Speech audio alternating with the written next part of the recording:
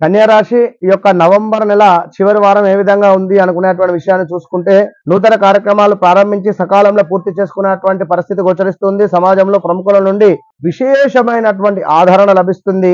ఆకస్మిక ధనలాభ సూచనలు ఉన్నాయి. సన్నిహితుల నుండి విలువైనటువంటి సమాచారము అందుతుంది. విలువైన సమాచారంతో పాటుగా మీ యొక్క ఉద్యోగంలో కానీ వ్యాపారంలో కానీ అద్భుతంగా కూడా విస్తరించుకునేటువంటి పరిస్థితి, కుటుంబ సభ్యులతో విభేదాలు పరిష్కరించుకునేటువంటి దిశగా వెళ్ళబోతున్నాయి. ఆధ్యాత్మిక చింతన పెరుగుతుంది. గృహ నిర్మాణము కొనుగోలు ప్రయత్నాలు కనిపిస్తున్నాయి. వ్యాపారాలు లాభసాటిగా సాగుతున్నాయి. ఉద్యోగాలలో నూతన బాధ్యతలు చేపట్టేటువంటి పరిస్థితి గోచరిస్తూ ఉంది. కొన్ని రంగాల వారికి శుభవార్తలు అందుతున్నాయి. వారం మధ్యలో ప్రయాసాలు కావచ్చును అధికమయ్యేటువంటి పరిస్థితి ఉంది. కొంత అసిడిటీ స్టమక్ రిలేటెడ్ ఇష్యూస్ తో బాధపడేటువంటి పరిస్థితి కూడా కనబడుతూ ఉంది.